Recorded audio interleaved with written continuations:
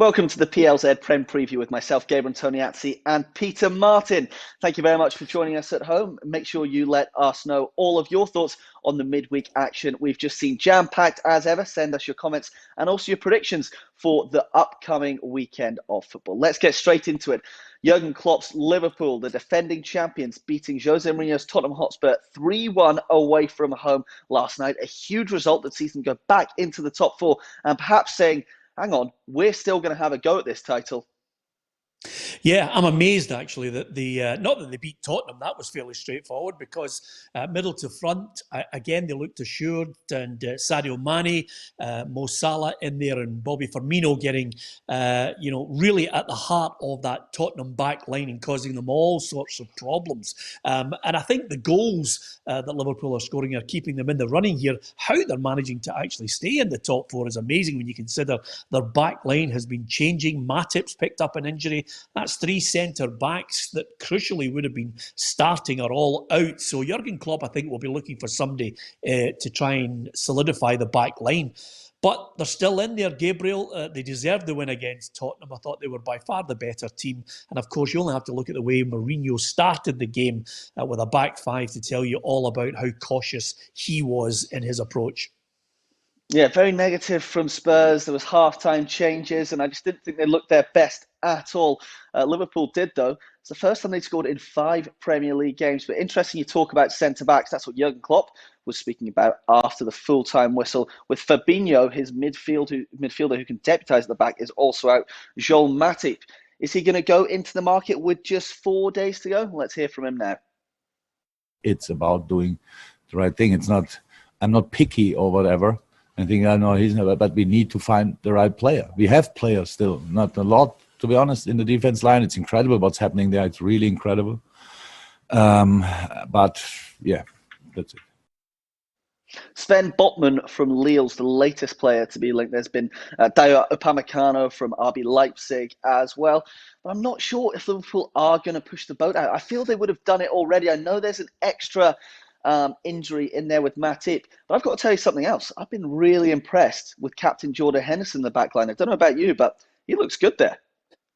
Yeah, but I think I'd prefer him in the middle of the park because, the most underrated player of the last 10 years at Liverpool, loved by the fans. He offers much more, I think, further forward in the field. But apart from anything else, listen, this is a Liverpool side. If they do add one before the window closes, he'll automatically just drop in, ideally, to where Jurgen Klopp wants in the system.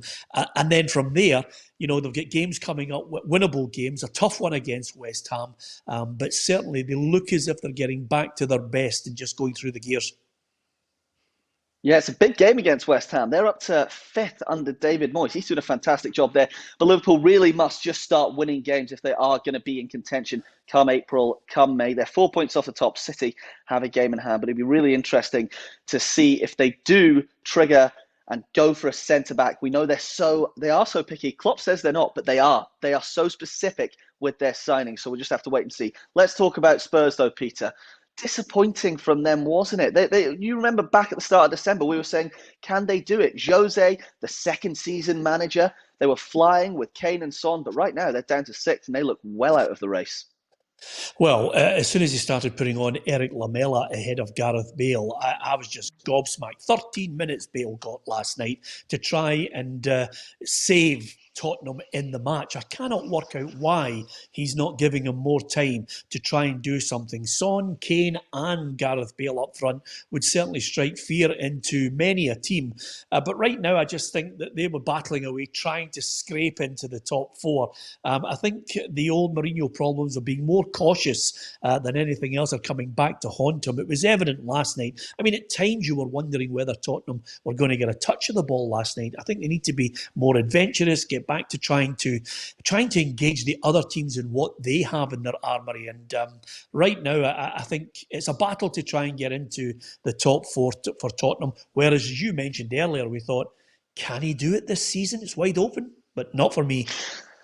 Yeah, not for me either. I think it will be that 4th spot that they're going for. Jose, angry in his post-match press conference, he blamed it on individual errors. And there's no doubting that the goals they conceded were individual errors. Dyer could have cleared that first one across to Firmino.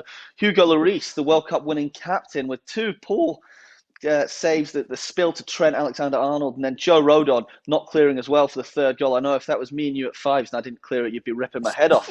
So imagine what Jose was doing in the changing room at full time. Let's actually hear from the Portuguese manager. Is a performance totally affected by defensive individual mistakes. The team was very solid. The team was very confident. And in the first half, we made 3 defensive mistakes, individual. He's the master of that, isn't he? Deflecting. But they set up to defend and they didn't even defend well.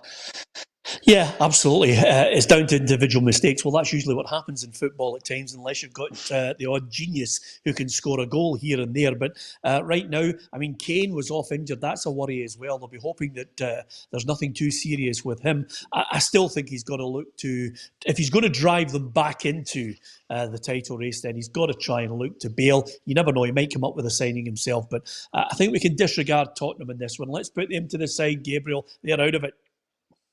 Yeah, they certainly are, especially with no Harry Kane. 2 knocks on either ankle. They've got Brighton at the weekend. We can actually have a look at all of the biggest games in the Premier League over the next few days right now. So as I said, Spurs will travel to Brighton. Plenty of other fixtures to get into. That big one, United Arsenal, we're going to come on to in a minute. But I want to go on to Spurs' London rivals, Chelsea, next. They've got a new manager this week. And just with the hectic schedule, that's not even the most the biggest story anymore. But Thomas Tuchel is at the bridge. He's replaced Frank Lampard. His first game was a 0-0 draw with Wolves. He changed it up a bit. He went with the older players. Mason Mount was out. Reece James was out. It was a 3-4-2-1. A 0-0, though.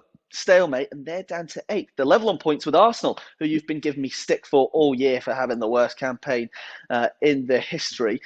So Tuchel, the big question, Peter, we know what Chelsea are like. They're happy to fire managers. Is he going to be a Jose, an Ancelotti, a Conte, or is he going to be a Sarri, a Villas-Boas, a Scolari? Basically, what he's going to do is he's going to slowly but surely just bed himself in and then look at the players he's got, the system that he likes to play, and then try and get the best out of the squad that he's inherited. He's going to look towards Timo Werner to try and get him scoring goals. He's going to look to Kai Havertz to try and get him to be more prominent. And the likes of Pulisic and, of course, Mason Mount. He's got good players there. He's got good young players that Frank Lampard used to great effect last season. Whether he offloads a few of them out on loan elsewhere, for example, Billy Gilmore, that remains to be seen. Will he be allowed in the last few days of this transfer window to bring in the style of player that he wants? Only time will tell on that. But getting the best out of the players that he has there is key. They've got Burnley, Spurs and Sheffield United coming up. All winnable games. So if he could just start to stabilise the side, get potentially 9 points from those 3 games, suddenly he's in a better place. Whether he's got new faces in there, who knows? But what he will do between now and the end of the season is battle to keep Chelsea in it, in the top 4. They won't win the league this season, but if he can get them in there in the top 4, then that's fine. They're 11 points off the front at the moment, and I don't see him making a run that suddenly delivers the title for Chelsea. No, certainly not. And you reckon that success then is top 4 and getting the best out of his players. That's something that Roman Abramovich may disagree with. We know how trigger happy he is. Thomas Tuchel knows that as well, but he's not too bothered about the fear of the chop above his head. We have big ambition. Me, myself, I have biggest ambitions. I'm very excited about the mixture of the team. I'm very excited about the structure of the club.